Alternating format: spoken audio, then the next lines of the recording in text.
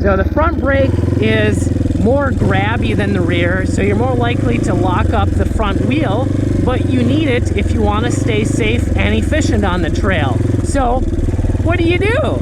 Well, maybe you've already had an accident where you locked up the wheel and slid out, or maybe even went over the bars, or maybe you're just intimidated to use the front brake and you only use the rear brake. But that's not stopping the bike fast enough, because if you aren't efficiently using the front brake and you come around a corner and you find out, oh, there's a tree down, or you didn't stop fast enough for the cliff, or maybe there's another rider, well, if you can't stop fast enough, then you're gonna run into them, ride off the course, or hit a tree. Well, first off, if you've had an accident from using too much front brake, I'm sorry.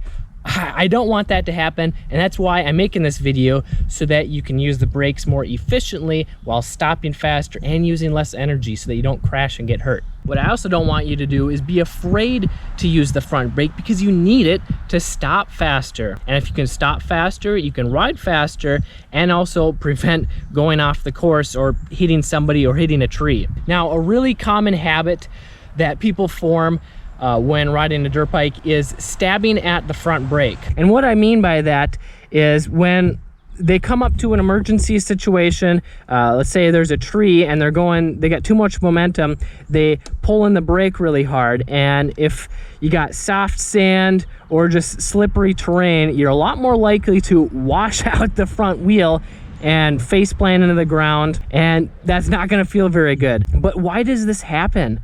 Well, even if you're practicing good techniques with the brake, if you haven't formed a positive habit with the brake, then you're just going to go back to what you're used to. And when you come into that emergency situation, what you're used to is just stabbing at the brake because you haven't formed that habit. So what is this habit? Well, it's learning how to be smooth with the front brake and knowing what to do in that first 1% of braking, because the first time you touch that brake for slowing down is the most important time.